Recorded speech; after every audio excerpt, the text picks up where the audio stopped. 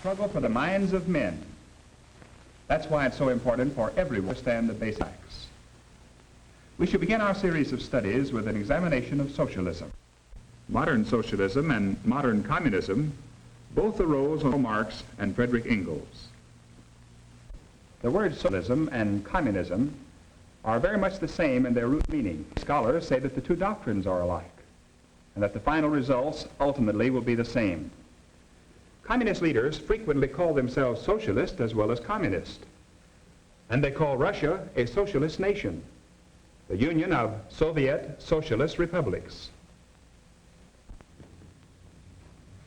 Webster's Collegiate Dictionary defines socialism as a political and economic theory of social organization based on collective or governmental ownership and democratic management of the essential means for the production and distribution of goods.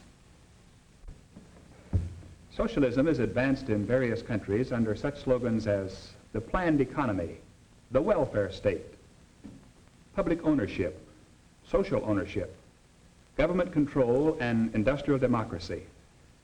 Sometimes it operates insidiously without a slogan. To get a clear understanding of its meaning, let's be specific. Undoubtedly, England has the best known of the world's socialist parties, identifying itself as the Socialist Labor Party of England. So let's examine the record of this party, which took over in Britain in 1945, for our specifics about socialism. Spokesman for the Socialist Labor Party that year made public these planks in the party platform.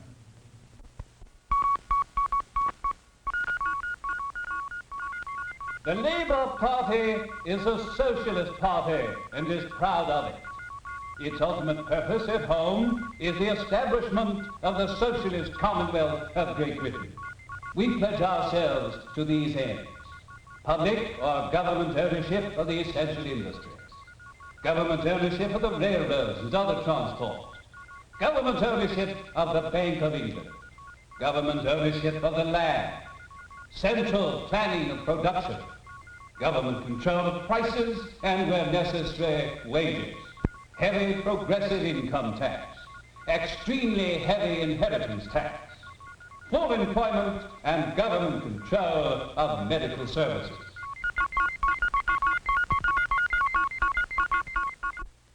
These, then, are the specifics of the doctrine of socialism. Now let's look at some interesting parallels between the specifics of socialism and the doctrine of communism as explained in the Communist Manifesto and as practiced today by Communist Russia. The proletariat will use its political supremacy to centralize all instruments of production in the hands of the state. Factories and instruments of production are owned by the state. Centralization of the means of communication and transportation in the hands of the state. Centralization of credit in the hands of the state by means of a national bank with a state capital and an exclusive monopoly. Abolition of private land ownership. Central planning of production. A heavy progressive or graduated income tax. Abolition of all rights of inheritance.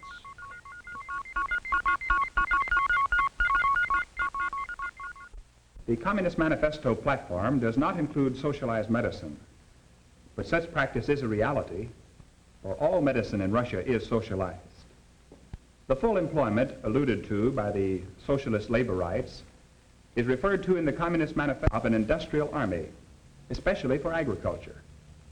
And so we see the deadly parallels between these two creeds, socialism and communism, and how these planks with common roots were represented in the 1945 platform of the Socialist Labor Party of England. 3 years later, in 1948, the 100th anniversary of the publication of the Communist Manifesto, Britain's Socialist Labor Party itself published a centennial edition of the Communist Manifesto, endorsing it and showing it to be the common inspiration of Britain's socialism and Russia's communism. It should be made clear, of course, that most of Britain's socialist leaders, although not all, wished to reject the atheism of communist Russia and the brutal aspects of dictatorship. Nor do they apparently foresee the withering away of the instrument of government, which was the dream of Marx and Lenin. It must also be said, however, that close observers of British socialism declare that if socialism continues in Britain, sooner or later the harsh measures of absolute dictatorship will have to be applied, as they are applied in Russia. British socialism remained in control of the government from 1945 until October 1951. At the beginning of the period, many enterprises already were operated by the government. On March 1st, 1946, the Bank of England became government-owned and operated. And then, one by one, the government took over the essential industries: coal mining, telecommunications, electricity, gas, the railroads, airlines, bus lines and all other transportation, the iron and steel industries, the hospitals and medical services. Central planning of production was established.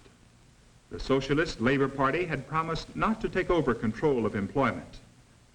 But on September 18th, 1947, the control of engagement order was issued by the socialist government. This meant that every worker in Britain was beholden to the government for his job, and that the free choice of employment in England was abolished. This order was withdrawn prior to the 1951 election as a political liability, but it stayed in effect long enough to give discerning people an insight into what socialism means in actual practice when applied by a bureaucracy under central planning. The promise of Britain's socialism was for a worker's paradise. The reality of Britain's socialism was harsh.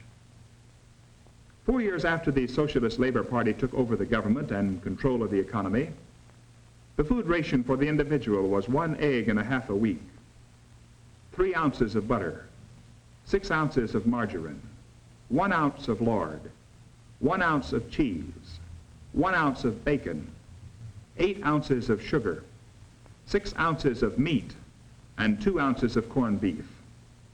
There were other items, of course, but this was the ration limit on these items. 1 week's ration for the socialized Britain. Of course, Britain was severely crippled in World War II.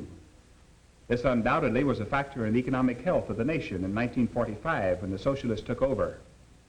But an important factor in the continuing poor economic health of the nation would seem to have been socialism itself. Ivor Thomas, who was a member of the Socialist Labor in Parliament, thought so. In his book, The Socialist Tragedy, he announced his withdrawal from the Socialist Labor Party. He said, "Socialism, if continued, will spell the doom of progress and personal liberty in Great Britain." Yes, the promise of socialism is for a paradise on earth for the wage earners, a redistribution of wealth, peace and plenty for all. But the realities in England were miserable.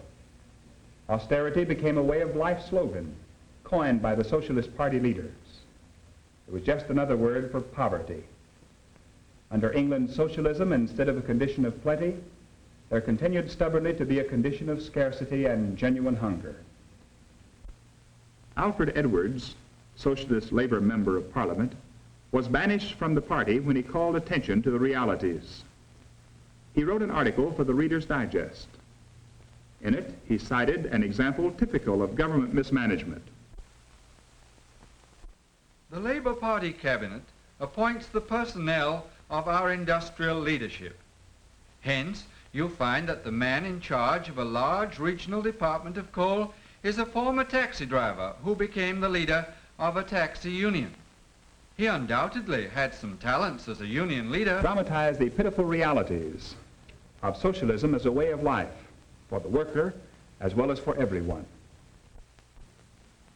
The Dispatch said the British Railwaymen's Union just finished 2 years of negotiation with their employers for a wage increase.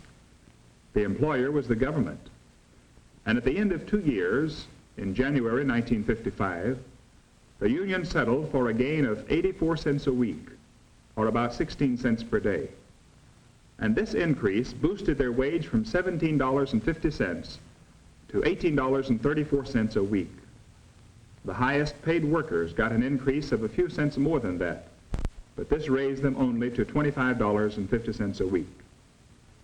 The American railroad man makes from 3 to 4 times the wage of his counterpart on England's socialized railway system.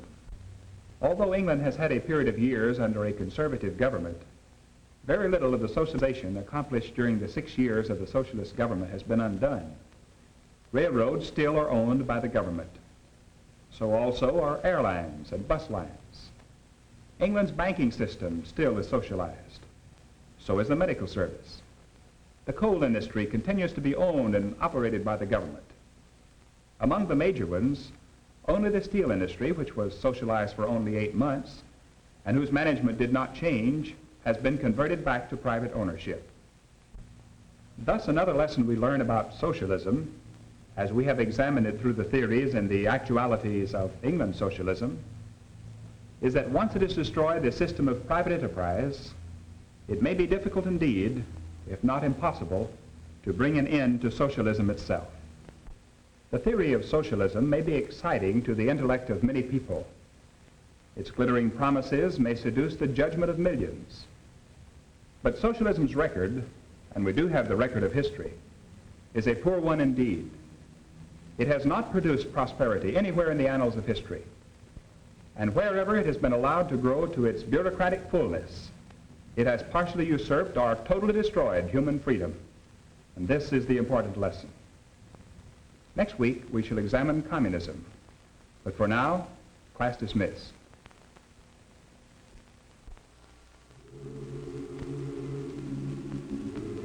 The American Adventure Series is a production of the National Education Program, Searcy, Arkansas. Dr. George S. Benson, director. Dr. Clifton Canis, Jr. was our instructor. This is a continuing series based on the unique political and economic system which has made America great. Watch for the next presentation of the American Adventure.